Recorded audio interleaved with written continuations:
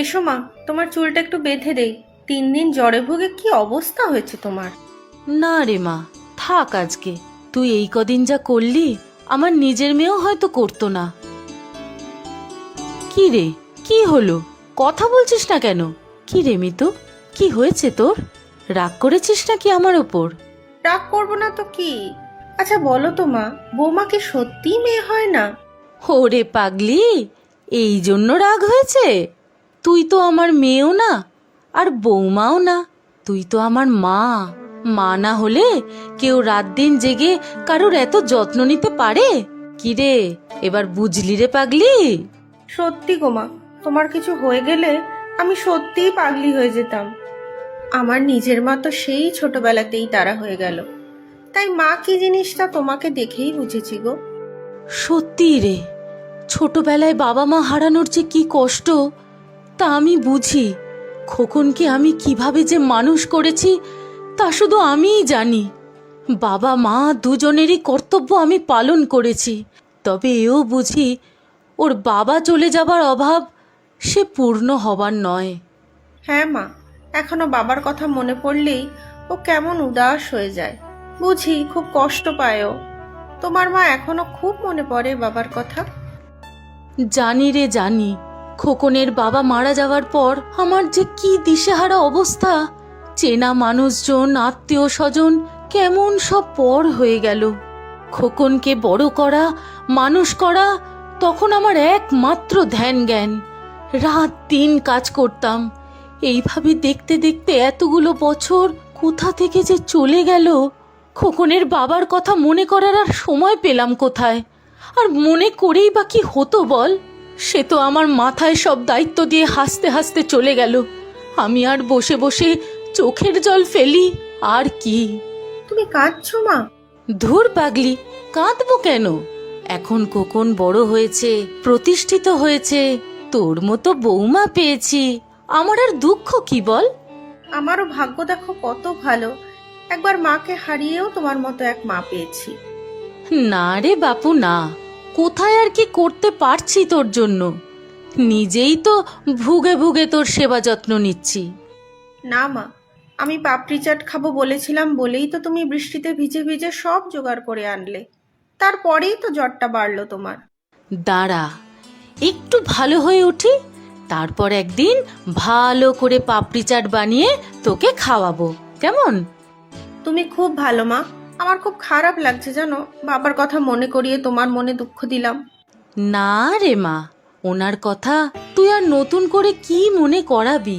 উনি তো সব সময় আমার মনে বসে আছেন, সবকিছু দেখছেন। এক মুহূর্তের জন্য আমার মনে হয় না যে উনি আমাদের সাথে নেই। আচ্ছা শোন মা, একটা গান শোনা তো দেখি। কোন গানটা মা? সেই যে রে, রবি ঠাকুরের গানটা, আছে দুঃখ, আছে মৃত্যু, বিরহ বেদন লাগে, তবু শান্তি, তবু আনন্দ, তবু অনন্ত জাগে। আছি দুঃখ, আছি মৃত্যু, বিরহ দহন লাগে। তবু শান্তি, তবু আনন্দ, তবু অনন্ত জাগে। জেগেছে জেগেছে আনন্দ জেগেছে। এই দেখো গরম গরম জিলিপি আর কচুরি নিয়ে এসেছি। দিলি তো গানটা ভেস্তে। তোর জিলিপির থেকেও মিতুর গলা অনেক মিষ্টি। তুমি তো শুধু ওর মিষ্টি গলায় শোনো, আর আমার বেলা ওর গলাটা শুধুই ঝাল ঝাল কচুরি। দেখলে তো মা, এসেই ঝগড়া শুরু কিন্তু। আচ্ছা ঠিক আছে, সব দোষ আমার। এবারে যাও তো তাড়াতাড়ি, এগুলো প্লেটে দাও তো দেখি। আমার কিন্তু খুব খিদে পেয়েছে। দিচ্ছি বাবা দিচ্ছি, আগে হাত মুখ ধুয়ে এসো। মা, তোমার শরীর কেমন? জ্বর এসেছিল? না, জ্বর আসেনি, আমি একটু আগেই দেখলাম। ডাক্তারবাবু বলেছিলেন 3 দিন পরে জ্বর না কমলে রক্ত পরীক্ষা করাতে। ওসব কিছু লাগবে না রে, এই মৃত্যুর যত্ন আত্মীর্থেই রোগ পালিয়েছে। যা করলো এই কদিন মেয়েটা। হ্যাঁ, সে ভালো, শাশুড়ির সেবাই স্বর্গবাস। এই তুই এসেই মেয়েটাকে রাগানো শুরু করেছিস। আচ্ছা আমি যাই, হাত মুখ ধুয়ে আসি। এই ওষুধগুলো রইলো। মিতু, ফলগুলো কাল কিন্তু কেটে দেবে। তুই যা তো দেখি, ওই মেয়েকে তোর আর শেখাতে হবে না। মেয়ে আমার সাক্ষাৎ দশভুজা। শুনলে মিতু, মা তোমাকে দুর্গা মা বলল। এরপর আবার ত্রিশূল নিয়ে আমাকে তাড়া করো না যেন। কেন রে, তুই কি অসুর নাকি যে তোকে ত্রিশূল দিয়ে তাড়া করবে? তুই এখন যা তো বাপু, তাড়াতাড়ি হাত মুখ ধুয়ে আয় এখানে। মেয়েটাও কখন থেকে না খেয়ে বসে আছে। মায়ের শরীরটা কিন্তু বিশেষ ভালো হচ্ছে না গো। আমার কিন্তু খুব চিন্তা হচ্ছে। কেন? ভালোই তো দেখলাম। সে আমি বা তুমি যখন থাকি তখন একটু ভালো থাকে, কিন্তু অন্য সময় কেমন জানি মনমরা হয়ে থাকে। আর শরীরটাও খুব দুর্বল। আগে দৌড়ঝাঁপ করে কত কাজ করতেন। সে হয়তো জ্বরের জন্য একটু দুর্বলতা তো থাকবেই।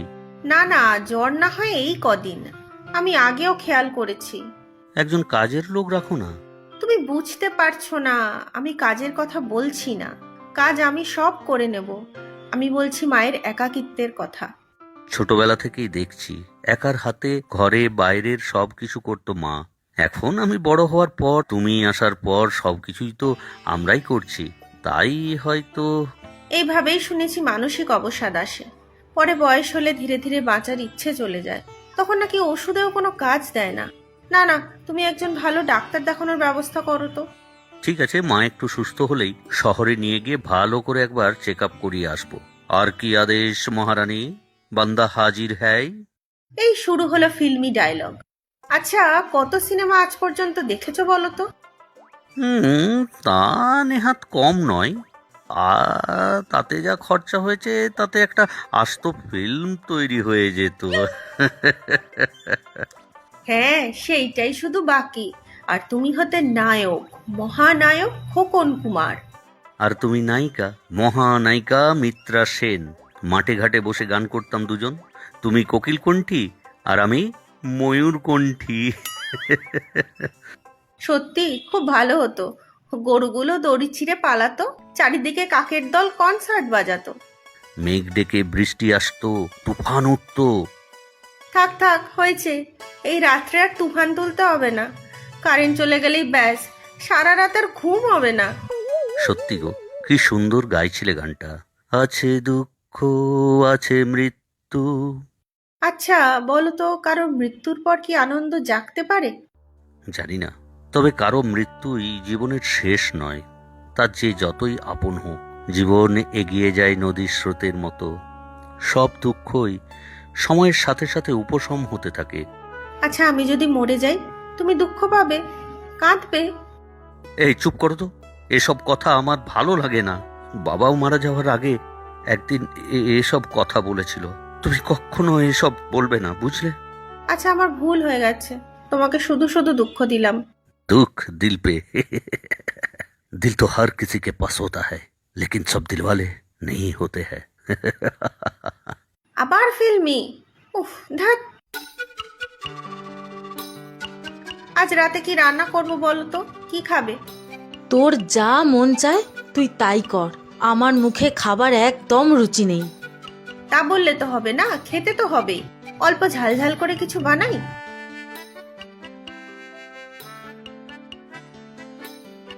হ্যাঁ, বেশ ঝাল ঝাল করে ডিম কষা করো তো, দেখ রুটি দিয়ে জমে যাবে।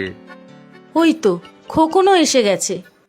আর এসেই খাবার ফর্দ দিতে লেগেছে। মায়ের রিপোর্টগুলো এনেছো? হ্যাঁ গো, এনেছি। হ্যাঁ রে খোকন, কি বললো রে ডাক্তারবাবু? ডাক্তারবাবু বললেন, কুছ পরোয়া নেই, তু জিয়ে হাজারো সাল। উফ, সিনেমাটাই তোমার মাথাটা খেলো। পরিষ্কার করে বলবে কি বলেছেন ডাক্তারবাবু?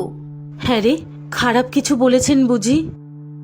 আরে না গোমা না, কিচ্ছু হয়নি তোমার। এই দেখো রিপোর্ট, সুগার নেই, প্রেসার নেই, কিডনি দুটোই খুব ভালো। ইসিজি রিপোর্টও নর্মাল। এবার তুমি 1000 বছর বাঁচবে, আর আমি তোমার কোলে মাথা রেখে আদর খাবো।